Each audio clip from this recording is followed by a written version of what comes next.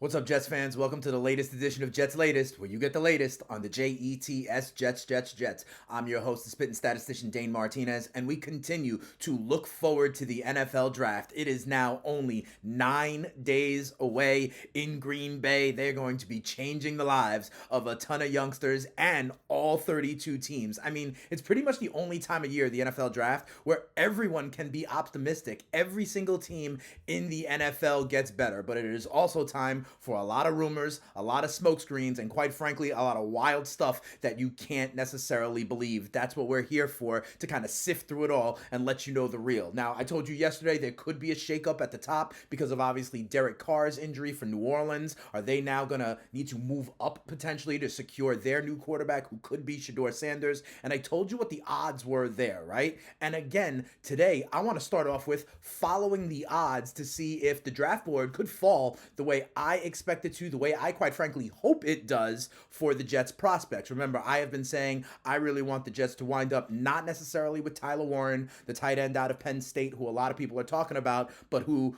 the other half of mock drafts are saying, and that is Armand Membu, the top offensive lineman prospect out of Missouri. Now, check this out. If you piece it all together, I think it paints a picture that it could actually happen. So, first of all, you have to look at the markets of to be a top 5 pick. And they're not even listing Cam Ward, who's minus 20,000 to go to Tennessee, number 1. They're not listing Travis Hunter, who's now minus 310 to go to Cleveland, number 2. And remember, Cleveland signed Joe Flacco. They have Kenny Pickett, so they're not getting the quarterback at number 2 overall. They're not even listing Abdul Carter, who is now minus 230 to go to the New York Giants at number 3, right? With Russ Wilson, Jameis Winston. They're not necessarily going to go quarterback either. And I even saw Abdul Carter post a picture of Lawrence Taylor recently on his social media, maybe trying to emulate that for the franchise. Outside of them, look at the odds for the top 5.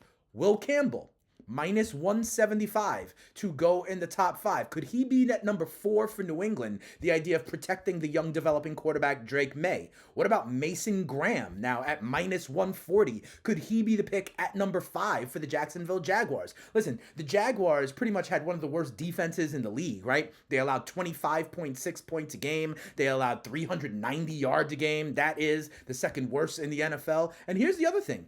The Raiders now are minus 145 to draft Ashton Genty, the stud running back out of Boise State. Remember, I've been talking about this. Pete Carroll, the new head coach over there, always likes to have a run-heavy identity. Had that with Marshawn Lynch in Seattle, and the Raiders don't really have that kind of alpha back. They didn't sign an alpha back in free agency. They were doing it with, Amir Abdullah. They were doing it with Zamir White. They were doing it with Sincere McCormick, Alexander Madison, and a bunch of other kind of middle of the road, just a guy, if you want to know the truth. So I think that makes sense. If the board falls like that, the Jets would have their choice of Tyler Warren or Armand Membu. And I'm very excited now because the other part of that odds that I don't know if you saw is Membu is now 2-1 to go in the top 5. So they now think he's going to go outside of the top 5. I think that is great. And also, quite frankly, this is a deep tight end draft. I keep on saying that. At number 42,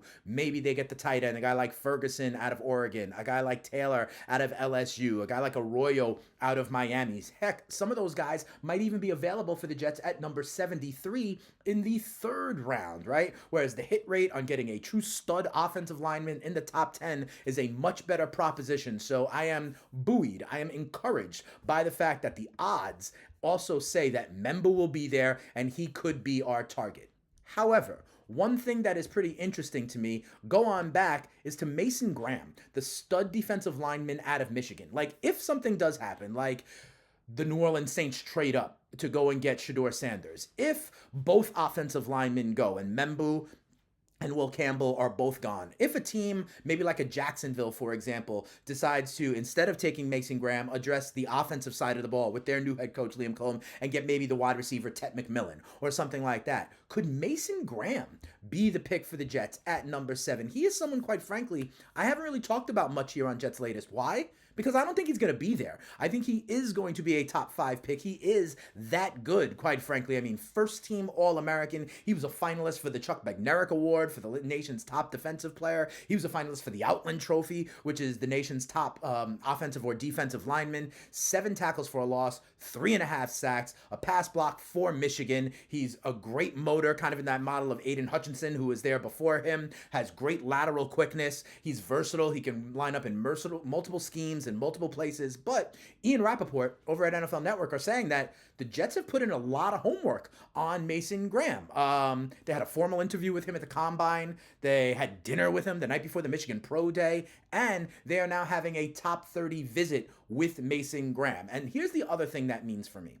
It kind of confirms that defensive line is a top-tier need as the Jets see it with Darren Moji and Aaron Glenn, right? I've always been saying offensive line, tight end. We were saying wide receiver, but they kind of rounded that out, bringing back Lazard on a discounted rate, Tyler Johnson, Josh Reynolds, remember Malachi Corley as well. I think the wide receiver room has kind of fallen off the radar a little bit as a top-tier need. Now, don't get me wrong. They may get someone in the 4th, 5th, 6th round, something like that. But I think defensive line has usurped wide receiver as a need along with tight end at that 2nd and 3rd round pick. And the fact that I just told you they had a top meeting with Derek Harmon out of Oregon, right? They now are going to have a meeting with Mason Graham. Okay, I told you about their interest in the Ole Miss Pro Day as well, with guys like Walter Nolan, who could be a back-end first-round pick. I mentioned a guy like J.J. Pegues, who got the character award there, maybe a little bit later on in the draft. So the other thing that having these meetings with all these D linemen mean for me is that they see defensive line as a place that they will spend real draft capital on, potentially even in the 2nd, 3rd round, and they have to do their due diligence if Mason Graham somehow falls because the old linemen go. A trade for Shador, a Tet McMillan, a surprise out there, right? Could Mason Graham be the guy and be enough for the Jets to say, we don't want to go with our offensive lineman? There's a universe where, let's say, Membu is on the board and Mason Graham is on the board. And in that situation, Moji and Glenn have to be prepared to understand where they would go. I personally do believe Mason Graham will be off the board before the Jets pick at number 7. But if he is there, shoot, it will be a tough decision, even if Membu is still there, because an All-American defensive lineman to put right next to Quinnen Williams could be a huge piece of this new defense. And remember, they did go out in free agency and get guys like Howard, like Nandi, like Tufele, right? But those guys could be rotational. And in the NFL these days, you need lots of defensive linemen to keep rotating in and be fresh. Speaking of which, let's say it's not Mason Graham.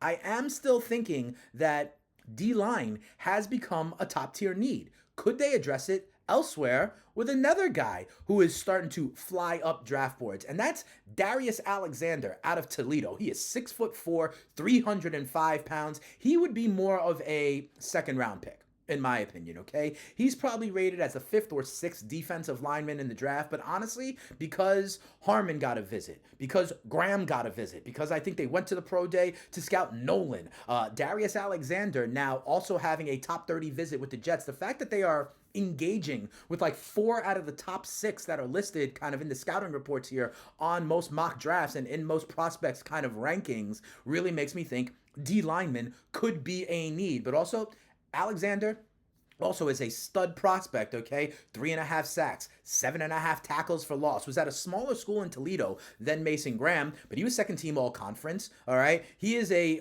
had a pick 6 in a bowl game, right? So showing some athleticness or athletic tendencies, just like I told you about J.J. Pegues, how he ran in the Wildcat for Ole Miss, okay? What we really like about Alexander is he has long arms. He has the length that NFL kind of teams really look for in a defensive lineman. I think that's important to shed blockers. He's got a good swim move. They also say he's very quick off the ball and kind of has a variety of pass rushing moves, which I think is very important. So here's the deal. I want you to kind of see that the odds still suggest that Membu is going to be available. And if you've been watching Jets latest, you know he is my plan A, right? If he is there. I don't think it's going to be Will Campbell. A lot of people, I hear you in the comments saying Will Campbell may move to guard. We're strong in the interior offensive line. It's Membu, in my opinion, that we want. not Tyler Warren, where the mocks are split. I think we get the tight end in round 2 or 3, but what is starting to also come into focus based on the visits and based off the fact that we kind of rounded out the wide receiver room,